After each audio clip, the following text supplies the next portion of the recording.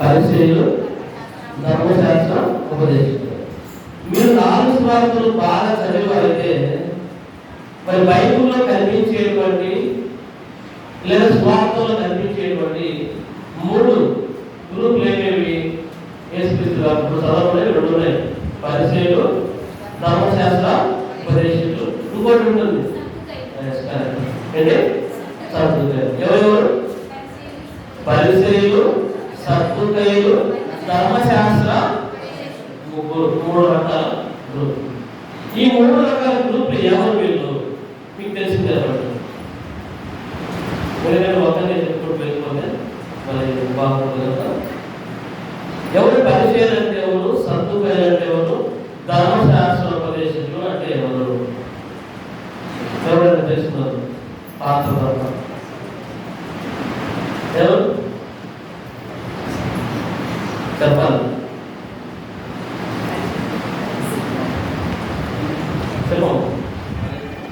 పరిసయ్యులు ఎవరు? సద్దుకయ్యులు ఎవరు? ధర్మశాస్త్రోపదేశకులు ఎవరు?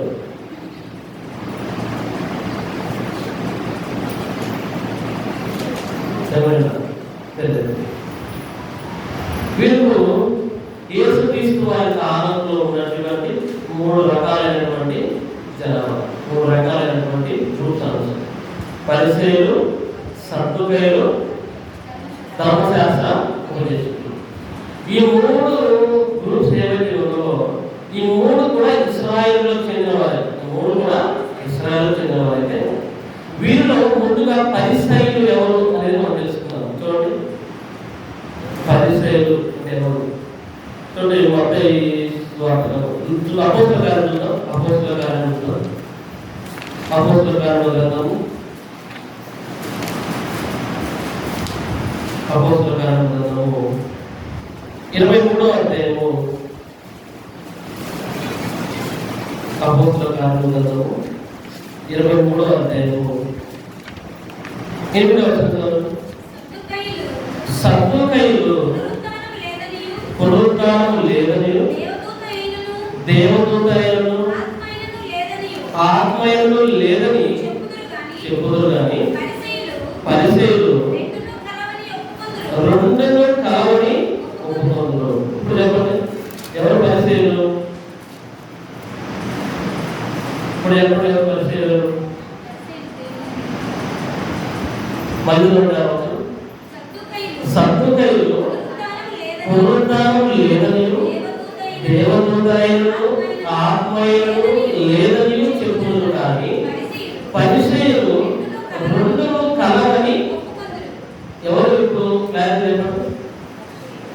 చదవబడినటువంటి వాక్యాన్ని బట్టి ఇక్కడ పరిసయ్యులు ఎవరు, సద్దుకయ్యులు ఎవరు చెప్పండి.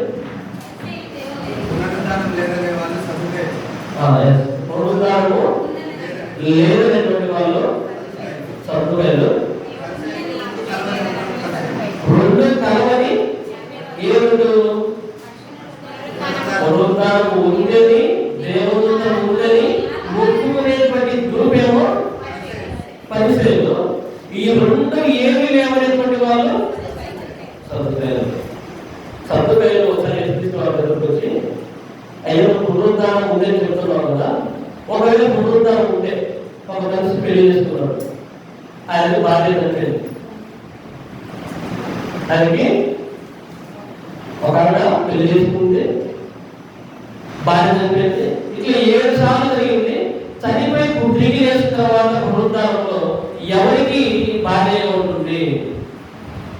ఇది అవసరం పడుతున్న తర్వాత ఇక్కడైతే సద్దుకయ్యులు పునరుత్థానం లేదనియు దేవదూతయను ఆత్మయు లేదని చెప్పుదురు కానీ పరిసయ్యులు 2 కలవని ఒప్పుకొందురు. పరిసయ్యులు అంటే యూదా గోత్రములోనే వచ్చినటువంటి ఒక గ్రూప్. ఇప్పుడు బాప్టిస్ట్ అన్నారు, దీంట్లో కొన్ని రకాలైనటువంటి విధానాలు అనుసరిస్తూ ఉంటారు. మరి క్రీస్తు సంఘం అని చెప్పుకున్న దాంట్లో వాళ్ళు కొన్ని తబలాలు వాయించకూడదని, మ్యూజిక్ వాయించకూడదని వాళ్ళు. పెంతెకోస్తు డినామినేషన్లు వాళ్ళు ఒక రకమైనటువంటి ఆలోచనలు ఏవైతే ఉన్నాయో, గ్రూప్ వారీగా ఉన్నాయో, ఆ రోజుల్లో కూడా యూదులలో కూడా ఒక తెగ లేచింది. అదే పరిచయం అనేటువంటిది. పరిచయం ఎవరి పరిచయం అంటే ఇదిగో దేవదూత ఉంది, ఆత్మ ఉందని రెండింటిని నమ్మేటువంటి ఒక గ్రూపు. ఆ గ్రూప్ చెందిన వాడే ఒక నికోదేము, ఆ గ్రూప్ చెందిన వాడే. ఒక పౌలు గారు కూడా నేను పరిచయుడుగా చెప్పుకుంటాడు. పౌలు గారు కూడా నేను పరిచయుడు అని చెప్పుకుంటాడు. ఇక రెండో గ్రూప్ ఎవరు? సద్దుకాయలు. వీరెవరు? స్విచ్లాండ్ ఫ్యాన్ స్విచ్లు ఫ్యాన్. సద్దుకాయలు ఎవరు? దేవదూత లేదు, ఆత్మ లేదు, ఏది లేదని. అసలు క్రైస్తవుల విశ్వాసం దేని మీద ఆధారపడింది? పునరుద్ధానం మీద ఆధారపడింది. ఈ సత్యకాయలు ఏమని చెప్పేవాళ్ళంట? అసలు పునరుద్ధానమే లేదు, ఆత్మ లేవు, ఆత్మ చనిపోయిన పరలోకానికి పోయేది లేదు, నరకము లేదు, దేవదూతలు లేవు, ఏమి కూడా లేవని చెప్పేవాళ్ళు వాళ్ళు. చూడండి, వాటి నుంచి ఒక వర్షాన్ని మనం చూసినట్లయితే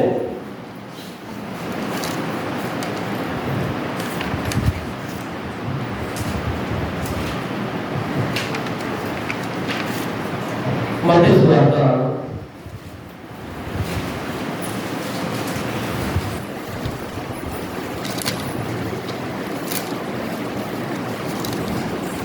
22వ అధ్యాయము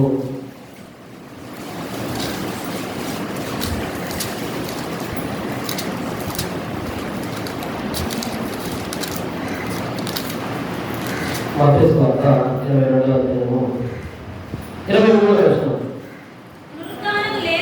పునరుద్ధానము లేదని చెప్పేది సద్దుకాయలు ఆ దినమున ఆయన వద్దకు వచ్చి, బోధకుడా, ఒకడు పిల్లలు లేక చనిపోయాడని అతని సహోదరుడు అతని భార్యను పెళ్లి చేసుకుని తన సహోదరునికి సంతానం కలగజేయవలని మోసే చెప్పాను. మాలో 7 సహోదరులు ఉండేది. మొదటి వాడు పెళ్లి చేసుకుని చనిపోయాడు, అతనికి సంతానం లేదంటున్నా. అతని సహోదరుడు అతని భార్యను తీసుకున్నాడు. 2వ వాడు, 3వ వాడు, 7వ వాడు వరకు అందరూ అలాగే జరిగించి చనిపోయి, అందరి వెనుక ఆ స్త్రీలు చనిపోయారు. పునరుద్ధానమందు ఈ 7గురిలో ఆమె ఎవరికి భార్యగా ఉండదు? ఆమె మీరందరికీ భార్యగా ఉండదు కదా అని ఆయన అడిగింది. వీళ్ళకి ఇలా టార్గెట్ ఏంటి? పునరుద్ధానం లేదని చెప్పడం. దీన్ని నిరూపించడానికి వాళ్ళు ఏ ఉదాహరణ తెచ్చుకున్నారు? ఒక ఆవిడకి పెళ్ళేదంట, ఆ భర్త చనిపోయాడు, మళ్ళీ ఆ భర్త చనిపోయాడంట, ఆయన చనిపోయిన తర్వాత ఇంకొక ఆయన పెళ్లి చేసుకున్నాడంట, ఆయన కూడా చనిపోయాడు. ఇట్లా 7 మంది చనిపోయాడంట. లాస్ట్ లో ఆవిడ కూడా చనిపోయిందంట. ఇప్పుడు పునరుద్ధానం ఉంటే, తిరిగి లేవడం అనేది ఉంటే, ఈ పునరుద్ధానంలో ఈమె ఎవరికి భార్యగా ఉంటుంది? 7 మంది పెళ్లి చేసుకున్నారు కదా. ఇదేమన్నా ఎలా ఉంది? మంచి ఊహలు అడిగింది.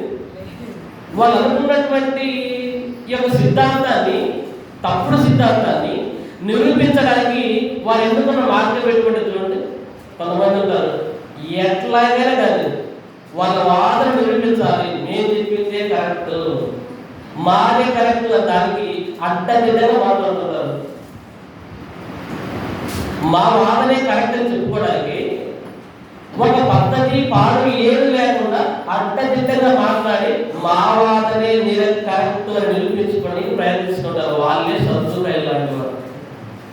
7 మందికి ఎవరి భార్యగా ఎవరు అడుగుతున్నారు? ఈ మాట యేసుక్రీస్తు అడుగుతాడు. ఆయనేమి తక్కువ?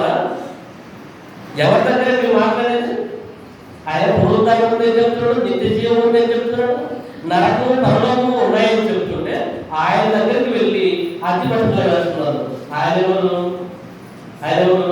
బుద్ధి జ్ఞానంలో సర్వసంపన్నులు. ఎవరి దగ్గర? కుప్పిగంతులు. ఎవరి దగ్గర? ప్రభు దగ్గర కుప్పిగంతులు. అసలు జ్ఞానమే ఆయన ఉంటే, కలిగి ఉన్నది ఆయన లేకుండా కలగలేదని యేసుక్రీస్తు వారి గురించి రాయబడి ఉంటే, బుద్ధి జ్ఞానంలో సర్వసంపన్నులు ఎవరి ఎందుకు గుప్తమై ఉన్నాయట? క్రీస్తు ఎందుకు గుప్తమైన ఆయన దగ్గరికి వెళ్ళి అతిపెట్టులు వెళ్తున్నారు. అప్పుడు ఆయన చెప్పిన సమాధానం. అందుకు యేసు లేఖనములు కానీ అర్థం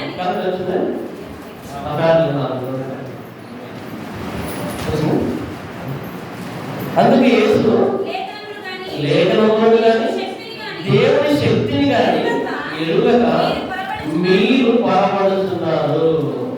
ఏమి ఎరుగక? మీకు ధర్మశాస్త్రంలో ఉన్నటువంటి లేఖనాలు కానివ్వండి, వాక్యాలు కానివ్వండి, వాటి భావం కానివ్వండి, ఏమి తెలియక మీరేం చేస్తారంట? పొరపాడుతున్నారు, మీరు తప్పుగా మాట్లాడుతున్నారు.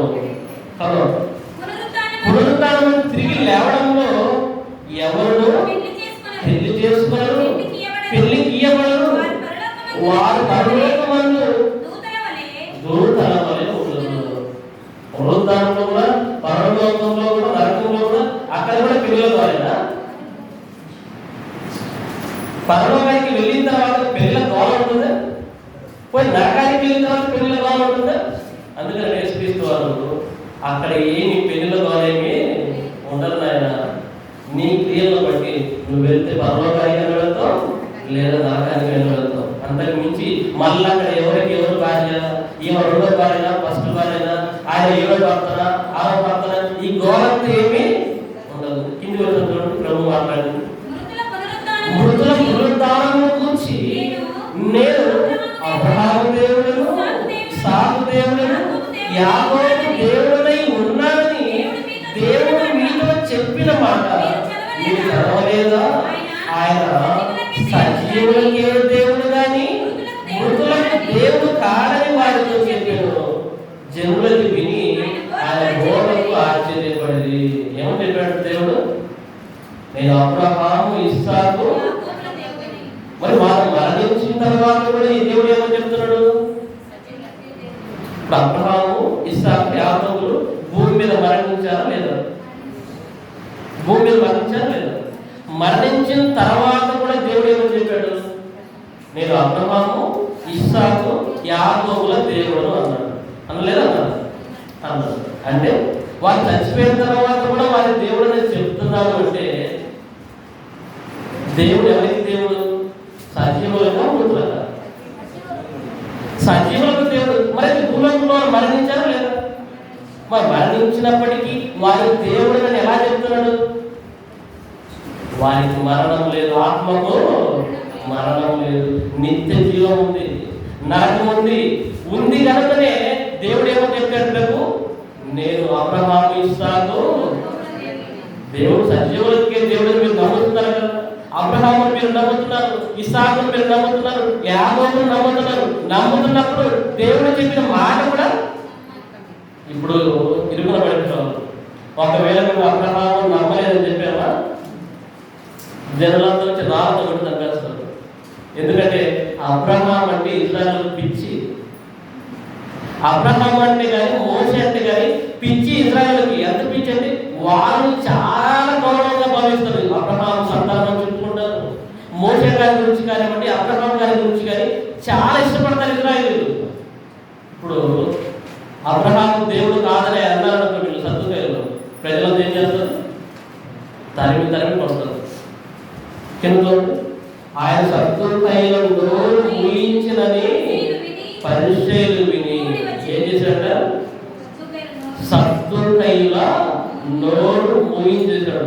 వారి సిద్ధాంతము తప్పుడు సిద్ధాంతం అని తేల్చడానికి ఎక్కువసేపు పడింది ప్రభుకి. ఒక్క మాట,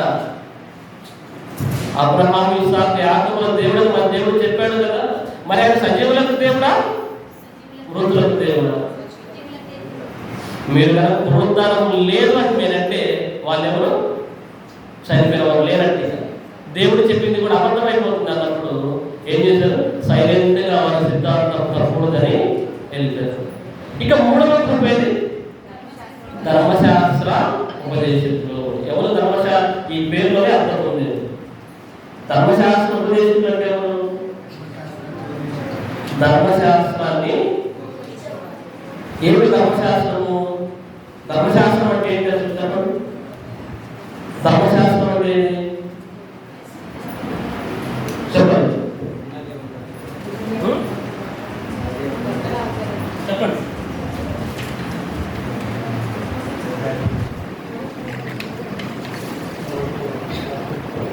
ధర్మశాస్త్రం అంటే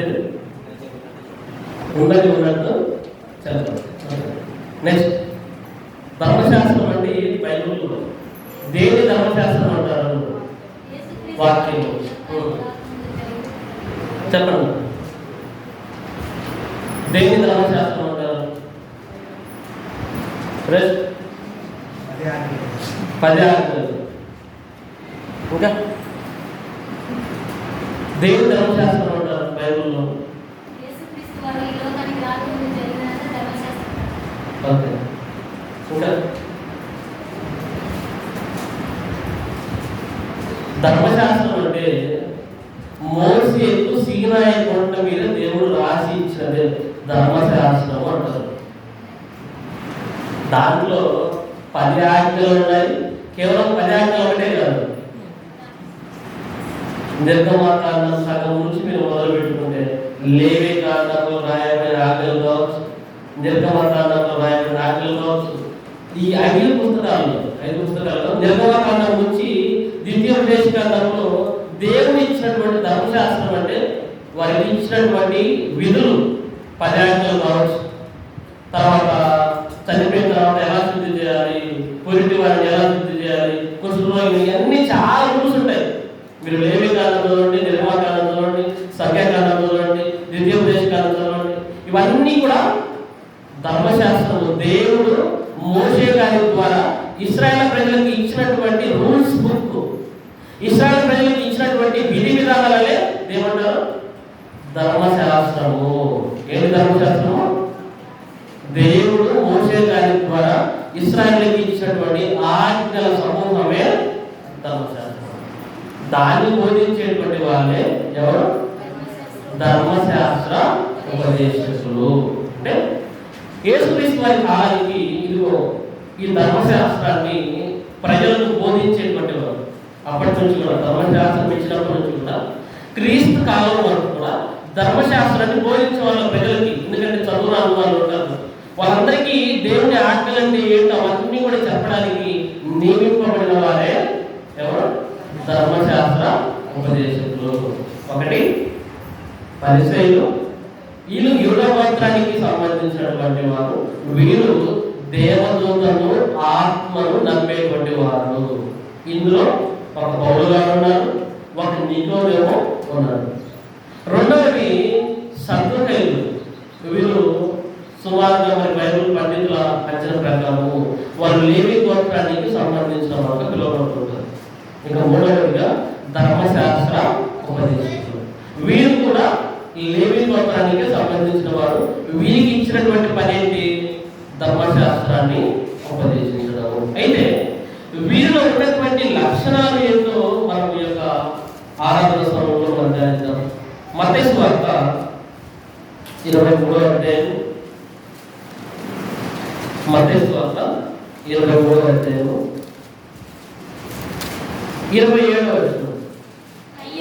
అయ్యో వేషధారులైన శాస్త్రులారా, పరిసయ్యులారా, మీరు సున్నము కొట్టిన సమాధులను పోలి ఉన్నారు. అవి వెలుపల శృంగారముగా అగబడదు, కానీ లోపల చచ్చిన వారి ఎముకలతో సమస్త కల్మషంతో నిండి ఉన్నవి. ఈ శాస్త్రులు పరిచయంలో ఉన్నటువంటి మొదటి లక్షణం ఏంటంటే సున్నము పట్టిన సమాధులను పోలి ఉన్నారంట. అయ్యో వేషధారులైన వారు రాదండి. వేషధారులు అంటే ఏంటి? ఇంగ్లీష్ లో హిపోక్రైట్ అంటారు, లేదా హిపోక్రసీ అంటారు. ఏంటి వేషధారులు అంటే? నటించడం. ఇంకా ఏంటి వేషధారులు అంటే?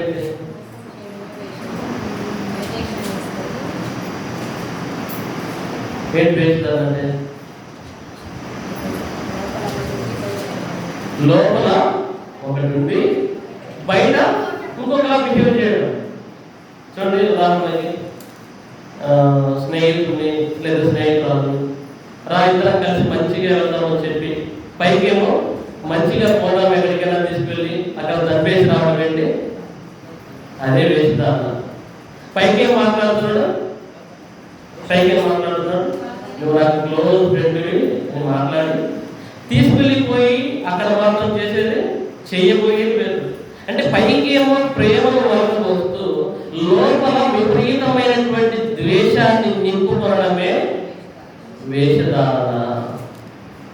పైకి విపరీతమైనటువంటి ప్రేమను వలకపోస్తూ లోపల విపరీతమైనటువంటి విషయాన్ని నింపుకొని ఉండడమే వేషధారణ. ఏముందంటే శాస్త్రంలో పరిచయంలో, అయ్యో వేషధారులైన శాస్త్రులారా పరిచయాలు యేసుక్రీస్తు వారు అంటున్నారు, మీరు గిన్నెలు ఏమంటారు, మీరు సున్నము కొట్టిన సమాధులను పోలి ఉన్నారు. సమాధులు ఎలా ఉన్నాయంట? ఇప్పుడు ఇంత ముందైతే సున్నం కొట్టి వదిలేసి వాళ్ళేమో, ఇప్పుడు ఎలా ఉంటుంది? మంచి మార్బుల్స్ టైల్స్, అసలు సమాజం చాలా అనిపిస్తుంది. ఎంత శుభ్రంగా, ఎంత అందంగా చుట్టూ మంచి మంచి మొక్కలు నాటి, తర్వాత చుట్టూ ప్రాంతం శుభ్రం చేసి ఎక్కడ కూడా దుమ్ము ధూళి అందించకుండా, అసలు ఇది శ్మశానమేనా అన్నట్టు అనిపిస్తాయి కొన్ని ఫారెన్లో అయితే, విదేశీ కంట్రీస్లో. విదేశీ మరి సమాధుల తోటలు ఎలా ఉంటాయంటే అసలు సేమ్ ఎంత అందంగా ఉంటాయంటే పచ్చగా చుట్టూ మంచి మంచి మొక్కలతో, అసలు సమాధుల తోట భయం కానీ ఫీలింగ్ కానీ చాలా అందంగా వాటిని డెకరేట్ చేస్తూ ఉంటారు. మీరు సున్నము కొట్టిన సమాధులను పోలి ఉన్నారు, అవి వెలుపల శృంగారంగా కనబడుతున్నాయి. చూడడానికి చాలా బాగుంటాయి సమాధులు, చూడడానికి చాలా అందంగా ఉన్నాయంట. కానీ లోపల చచ్చిన వారి ఎముకలతో సమస్త కల్మషముతో నిండి ఉన్నాయి. లోపల ఎలా ఉందంట? ఆ ఎముకలన్నీ కులిపోయి, ఆ దేహం అంతా మెత్తబడిపోయి, పురుగులంతా తినేసి, లోపల ఏ విధంగా అయితే ఎముకలతో కుళ్ళుతో లోపలంతా గలీజుగా ఉండి, లోపలంతా కల్మషంతో నిండి, పైకి మాత్రం ఎలా కనపడుతున్నాయంట? చాలా అందంగా కనపడుతుంది. మనం కూడా దేవుడి యొక్క వాక్యాన్ని వింటున్నాము. దేవుడి వాక్యాన్ని చెప్తున్నాం మేము కావచ్చు, వింటున్న మీరు కావచ్చు. మనలో ఉండకూడదు ఏంటంటే ఆ శాస్త్రుల పరిశ్రమ సర్దుకైన లక్షణాలలో ఉన్నటువంటి వేషధారణ మనలో కూడా ఉందా లేదా ఆలోచించుకోవాలి. మనం కూడా ప్రేమగా మాట్లాడి లోపల ద్వేషిస్తున్నామా? నీతోటి సహోదరుడు, నీతోటి స్నేహితుడు, నీతోటి సంఘస్థుడి, నీతో పరిచయం ఉన్న వారిని, నీకు నెలవైన వారిని, నీతోటి సేవకులు కావచ్చు, వారితో మంచిగా మాత్రం మాట్లాడుతున్నావు, మంచిగా ఉన్నట్టు బిహేవ్ చేస్తున్నావు, లోపల మాత్రం వారి మీద విపరీతమైనటువంటి అసూయ, ద్వేషము, సమస్తమైనటువంటి విషయంతో నింపుకొని ఉన్నామా? అలా నింపుకుంటే మనం ఏం చేయాలి? మనల్ని మనము కరెక్ట్ చేసుకోవాలి. ఈ పరీక్షల జీవితం నుంచి, శాస్త్రాల జీవితం నుంచి మనం నేర్చుకోవాల్సిన గుణపాఠం ఏమైనా ఉంది అంటే, ఇది ప్రభు చెప్తున్నాడు, మీరు పైకి మాత్రం సున్నము కొట్టిన లోపల మాత్రం సమస్తమైన కల్మషంతో. చాలా ఉంటాయి ఇలాంటి లక్షణాలు అందరిలో. ఎవరైనా వచ్చారనుకుంటారు, బాగున్నావా అంటారు, బాగున్నావా అంటారు. లోపల అదే పిలుపు ఉంటుందా? అదే బాగుంటుందా? ఉండదు.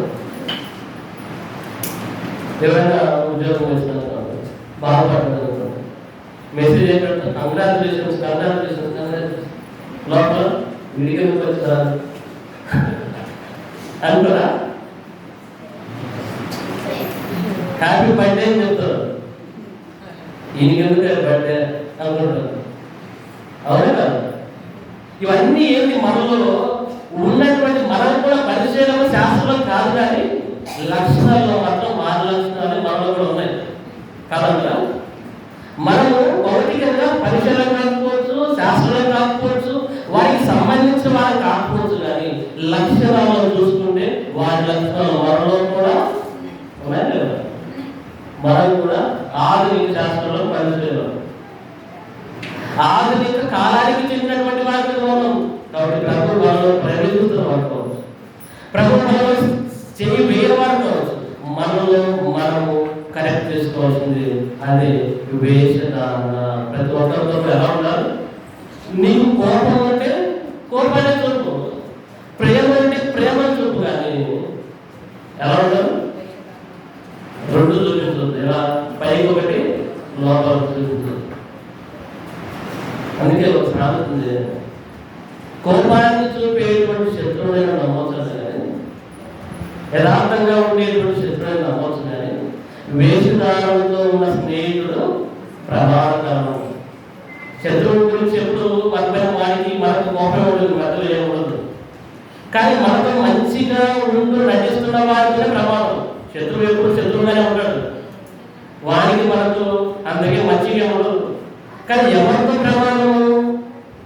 మనతో స్నేహంగా ఉన్నట్టు నటిస్తూ మన మీద విషయము చిమ్మేటువంటి వారితోనే ప్రమాదం. అటువంటి వారితో జాగ్రత్తగా ఉండాలి. ముందుగా మన కరెక్ట్ ఇటువంటి లక్షణాలు నాలో ఉన్నవా లేవా? నాలో ఉన్నవా లేవో చూసుకోవాలి. రెండవదిగా ఆ విధముగా ఉన్న వారితో మనం జాగ్రత్తగా ఉండాలి. ఇంకా రెండవ లక్షణం చూసుకుంటే లూకా సువార్త 18వ అధ్యాయము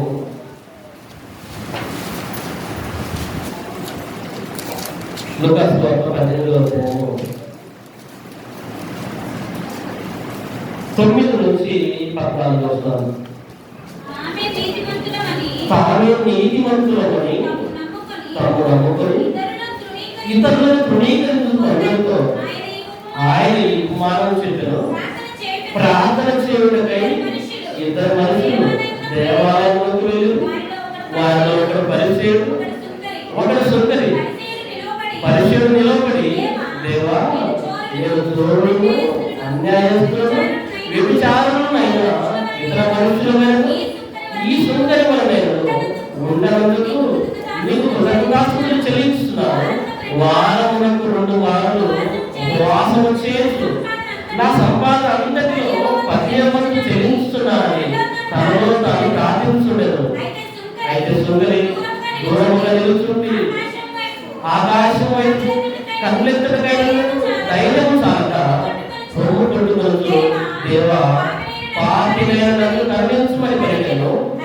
అతని కంటే ఇతడు నీతిమంతులుగా తీర్చబడి తన ఇంటికి వెళ్ళని మీతో చెబుతున్నాను. ఎవరికి కనపడేటువంటి వ్యక్తి? పరిచయుడు. పరిచయుడు ఎటువంటి లక్షణాలు ఉన్నాయి? ప్రార్థన చేయడానికి వెళ్ళాడు. వెళ్ళి ప్రార్థన ఏమని చేస్తున్నాడు? నిలబడి, దేవా, నేను దొంగను కాదు, నేను అన్యాయస్తుడిని కాదు, నేను వ్యభిచారిని కాదు, ఇది నేను వారిలాగా నేను లేను. ఏం ప్రార్థన? పరిచయంలో ఉన్నటువంటి లక్షణం ఏంటి? ఎటువంటి లక్షణాలు ఉన్నాయి? తమ్ముడు తామే నీతిమంతులు అనుకుని ఇతరులను తృణీకరించే లక్షణం పరిచయంలో ఉంటుంది. ఇది ప్రార్థన మీరు నేర్చుకోవచ్చు. ఏం చేస్తున్నాడు? మధ్యలో వెళ్ళి ఆ సుంకరి మధ్యలో అంటున్నాడు, వాడు దొంగ అంటున్నాడు, వ్యభిచారం అంటున్నాడు, అన్యాయం అంటాడు, ఇతర మనుషులు అందరిలాగా నేను లేనంటున్నాడు. ఎవరి ప్రార్థన దేవుడు ఆలోచించాడు? నిజమే, నేను చాలా మంచోడు మీరు చెప్పుకున్నట్టు అన్నాడు దేవుడు. నిజంగా నువ్వు చెప్పుకున్నదే కరెక్ట్, నువ్వు చెప్పిన దాని ప్రకారం చేద్దామన్నాడు దేవుడు. ఎవరిని ప్రార్థన అంగీకరించాడు? ఎవరిని దేవుడు నీతిమంతుడుగా మార్చాడు అంటే సుంకరిని దేవుడు నీతిమంతుడుగా మార్చి హెచ్చిస్తే పరిచయుని తగ్గించి పక్కకు పంపించాడు. తమ్ముడు తామే నీతిమంతులు అనుకుని ఇతరులను తృణీకరించేటువంటి లక్షణం మనలో కూడా ఉందా? చూడు, చాలా ఒక్కరిని చాలా చీపుగా మాట్లాడతారు. నేనే గొప్పవాడినట్టుగా, అసలు నేను నీతిమంతులని, నేను ఏ పాపం మీద వాడనట్టుగా మాట్లాడుతుంటారు. ఇతరులు మాత్రం దిగదార్చినట్టు హీనంగా మాట్లాడుతుంటారు. ఆ లక్షణం మనలో కూడా ఉందా లేదా? ఉంటే సరి చేసుకోవాలి. మనలో ఉండకూడని పరిచయ లక్షణాలు, మనలో ఉండకూడని శాస్త్ర లక్షణాలు, మనలో ఉండకూడని సత్వమైన లక్షణాలు మనమే తమ్ముడు తామే నీతిమంతులు అనుకుని ఇతరులను తృణీకరించకూడదు. ఎవరిని తృణీకరించకూడదు? ఎవరిని హీనమైన వాడవద్దు, ఎవరిని తక్కువ వాడవద్దు. అందరూ పాపము చేసి దేవుడు అనుగ్రహించు మహిమలో అందరూ ఆయన ప్రభువుగా ఆయన పెట్టేటువంటి భిక్ష వల్ల పెరుగుతున్న వాళ్ళే. అవునా? దేవుని కృపను బట్టి, దేవుని యొక్క దీర్ఘశాంతాన్ని బట్టి, దేవుని యొక్క క్షమాపణ బట్టి మనం బ్రతుకుతున్నాం. మనం బ్రతుకుతున్నామంటే దేవుడు పెట్టిన భిక్ష అంటే ఏదో మన మీకుమని కాదు, మన గొప్పని కాదు, దేవుడు ఇస్తున్న కృపను బట్టే మనము బ్రతుకుతున్నాం. కాబట్టి మనం ఎలా ఉండాలి? ఎలా ఉండాలి? ఎలా ఉండాలి? తగ్గించుకొని ఉండాలి. నీవు హెచ్చించుకోకూడదు. ఇవ్వలేదు కాదు, నువ్వు వేరే వాళ్ళని హేళనగా తక్కువ చేసి చీపుగా మాట్లాడకూడదు. అలాంటి లక్షణాలు మనందరిలో కనుక ఉంటే మనము సరి చేసుకోవాలి. ఇక తర్వాత 3వ లక్షణం చూద్దాం. లూకాసు వార్త, మార్క్స్ వార్త, 7వ అధ్యాయము, మార్క్స్ వార్త 7వ అధ్యాయము 6 నుంచి 11 వచనాలు. అందుకైన వారితో ఎవరితో? పరిశీలతో, శాస్త్రంతో. ఈ ప్రజలు పెదవులతో నన్ను కనపరుచుదురు కానీ వారి హృదయము నాకు దూరముగా ఉన్నది. వారు మానవులు కల్పించిన పద్ధతులు దేవోపదేశములను బోధించుతూ నన్ను వ్యర్థముగా ఆరాధించుదురు అని రాయబడినట్టు వేషధారులైన మిమ్మును గూర్చి యెషయా ప్రవచించినది సరే. మీరు దేవుని ఆజ్ఞను విడిచిపెట్టి మనుషుల పారంపర్యాచారమును, మరియు ఆయన మీరు మీ పారంపర్యాచారమును దేవుని ఆజ్ఞను పూర్తిగా నిరాకరించుదురు. ఎలా చెప్తున్నారా? ఏముంది? పరిశీలన శాస్త్రంలో ఏమున్నాము? ఏ లక్షణాలు ఉన్నాయి? దేవుని ఆజ్ఞను విడిచిపెట్టి మానవుల పద్ధతులను, అవి దేవుని ఆజ్ఞల పాటించడం. పరిశీలన ఏ లక్షణాలు ఉన్నాయా? యేసుక్రీస్తు వారి శిష్యులు ఆనందించడానికి ఏదో ఆకలి ఎక్కువైపోయారు. ఆకలి ఎక్కువైనప్పుడు ఆ చేతులు కాళ్ళు అన్ని కడిగి ఓపిక లేదు. తిరిగి సువార్త ప్రయాణంలో ఉన్నారు. వాళ్ళు ఏదో చేతులు సరిగ్గా కడుక్కోకుండా భోజనానికి వెళ్ళిపోయారు.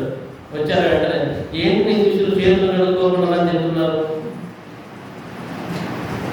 ఏంటి శిష్యులు చేతులు కడుక్కోకుండా అన్నం తింటున్నారు? మనం ఇశ్రాయేల్లో కదా, మనకంటే కొన్ని ఆచారాలు ఉన్నాయి కదా, అవన్నీ పాటించాలి కదా. అక్కడ విమర్శిస్తూ కనపడుతున్నారు. అందుకే యేసుక్రీస్తు వారు అంటున్నారు, ఏమని? మీరు దేవుని ఆజ్ఞలు విడిచిపెట్టి ఏమి కైకొడుతున్నారు? మానవుల పద్ధతులను దేవుని ఆజ్ఞలు అన్నట్టుగా. మరో అటువంటి లక్షణాలు దేవుడు నమ్ముకున్న తర్వాత, చర్చికి వస్తున్న తర్వాత కూడా ఇంకా మూఢనమ్మకాలనే బ్రతుకుతున్నాము. ఎక్కడికైనా పోవాలంటే ఎదురు చూడాలి, ఎవరు వస్తున్నారో చూడాలి. ప్రార్థన చేసుకుంటాం, ప్రార్థన చేయించుకుంటాం. నీ రాకపోలేదు ఎవరి తోడులో ఉండని చదివించుకుంటాం వాక్యం. మళ్ళీ బయటకు వెళ్ళి ఎవరో చూడుకో వేడుక. మరి ఎవరికి?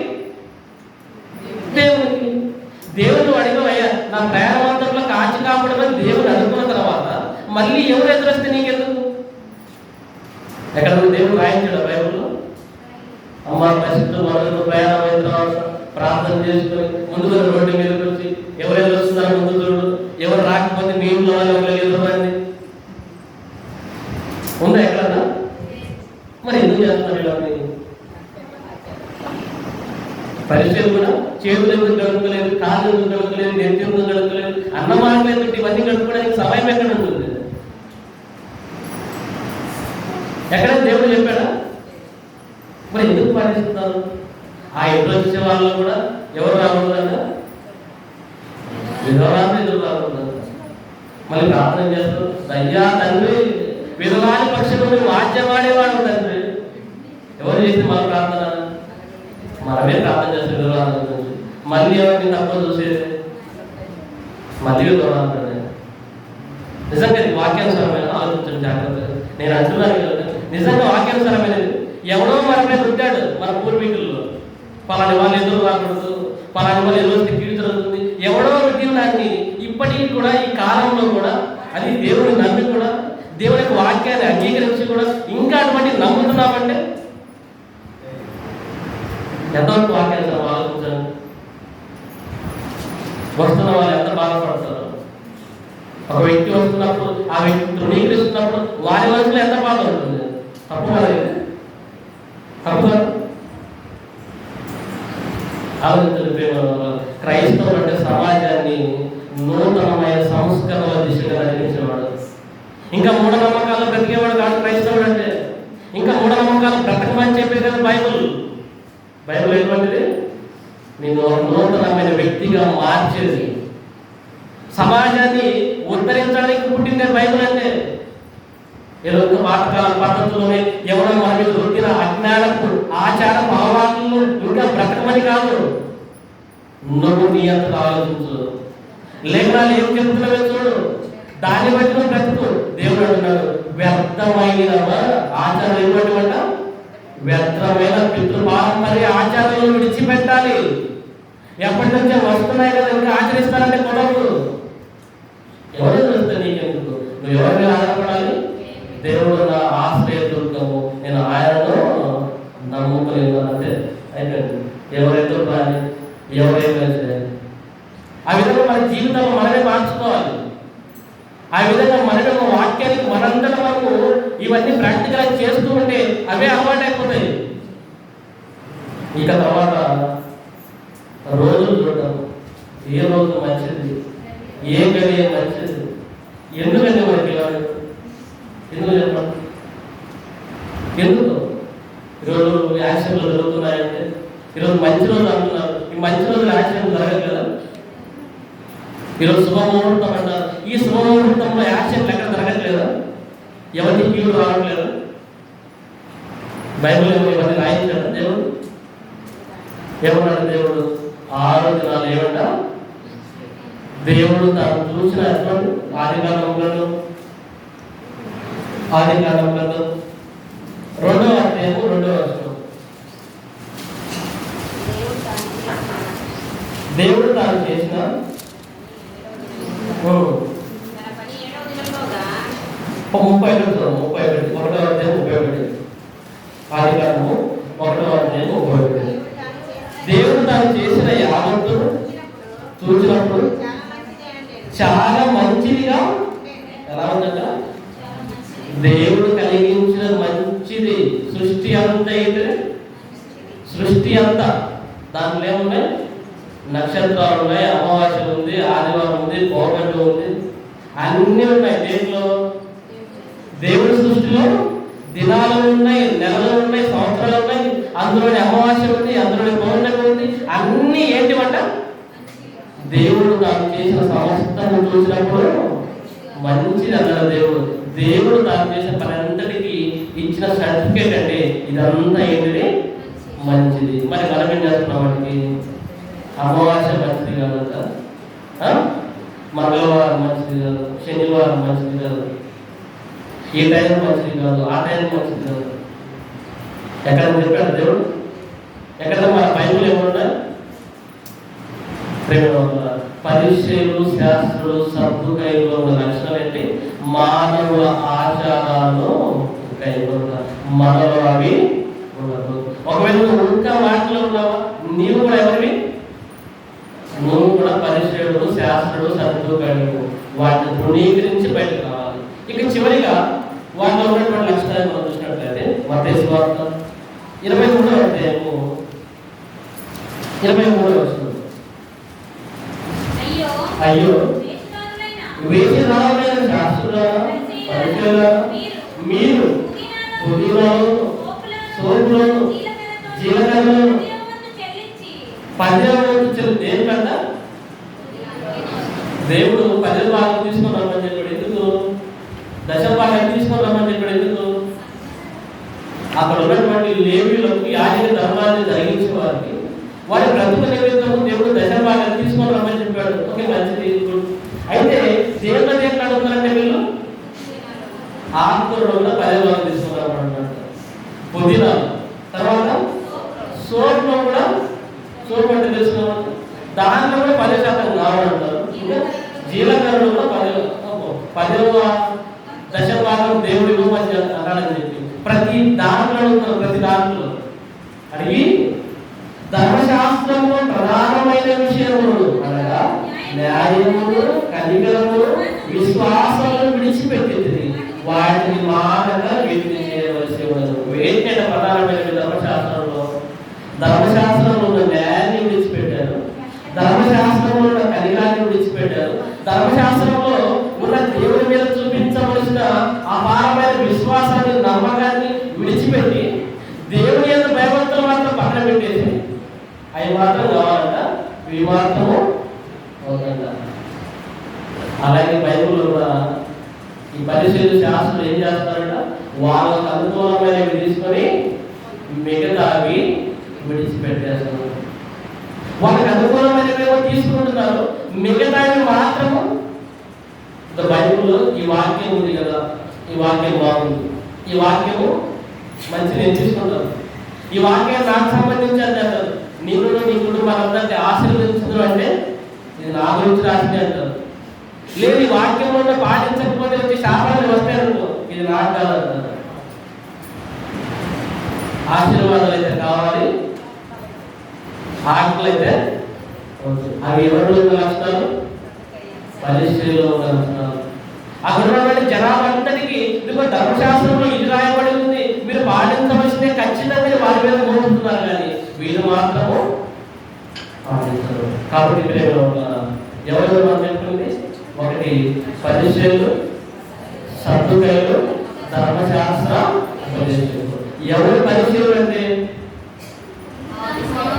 యూదాలో ఉన్నటువంటి గ్రూపు, వారు బౌద్ధాలు, ఆత్మలు, దేవుడు నమ్మేటువంటి వారు. రెండవ పేరు సద్దుకయులు. వీళ్ళెవరు బౌద్ధాలు లేదని చెప్పేటువంటి వారు, దేవుడు ఆత్మను నమ్మనటువంటి వారు. మూడవ గ్రూప్ ఏంటి, ధర్మశాస్త్ర ఉపదేశకులు. అంటే ఎవరు ధర్మశాస్త్రాన్ని ప్రజలకు బోధించేవారు. వీరిలో ఉన్న లక్షణాలు ఏంటి, వేషధారణ వీరిలో ఉంది, మానవుల ఆచారం పాటించడం వీరిలో ఉంది, ఇతరులను తృణీకరించే లక్షణాలు వీరిలో ఉన్నాయి, దేవుడు వాక్యమును పక్కన పెట్టే లక్షణాలు వీరిలో ఉన్నాయి. కాబట్టి దేవుడు వాక్యాన్ని మనలో పరిచయంలో ఉన్న వేషధారణ మనలో ఉంటే తీసుకొస్తున్నాం. పరిచయంలో ఇతరులను తృణీకరించేటువంటి లక్షణం ఉంది, అటువంటి లక్షణం మనలో ఉండకుండా తీసివేసుకోవాలి. పరిచయంలో మానవుల ఆచారాలను పాటించే లక్షణం ఉంది, వాటిని మనం తీసివేసుకోవాలి. పరిచయంలో ఏముంది, దేవుడి వాక్యాన్ని వక్రీకరించి వారి స్వార్థానికి ఉపయోగించుకునే లక్షణం ఉంది, మనలో అటువంటి లక్షణాలు ఉండకూడదు. కాబట్టి ప్రభు మనం ప్రవేశిస్తున్నాం వల్ల ప్రభు వాళ్ళు ప్రవేశించిన వారు కానివ్వండి, ఈ లక్షణాలు మనలో కనుక ఉంటే ఏమైపోతాం, యేసుక్రీస్తు వారు అంటున్నారు, మీరు అక్కడికి చేరేవారిని చేరలేదు. అంటే పరిశీలనకు ఏం లేదు అర్థం, పరిశీలనకు శాస్త్రంలో సంతోషాలకు ఏం లేదు, పరలోక రాజ్యానికి అర్హులు కాదు. వారి లక్షణాలు మనలో కూడా ఉంటే మనము కూడా పరలోకానికి అర్హులు అవుతాము. కాబట్టి ఉన్న వాక్యాన్ని మన హృదయంలో ఉంచుకొని జాగ్రత్తగా వాక్యం వెలుగులో పరిశీలించుకోవాలని కోరుకుంటూ ఈ యొక్క మాటలు మోస్తున్నాను, ప్రార్థన చేస్తున్నాను. ప్రేమలో తండ్రి, పరిశుద్ధమైన ఆదివారం సమయంలో తండ్రి, లోకంలో పరిచయాలు, శాస్త్రం, సంతోషాలు ఎటువంటి విరోధమైనటువంటి లక్షణాలు కలిగి ఉన్నారు, వాటిని మేము కలిగి ఉండకుండా అటువంటి వాళ్ళ ఉంటే సరిచేసినటువంటి వాక్యాన్ని మాత్రం గ్రహించమని, విన్న మాటలు విని విడిచిపెట్టగా హృదయంలో నాటుకునే వాక్యాలను గ్రహించమని క్రీస్తు నామకాన్ని సమర్పిస్తున్నాం.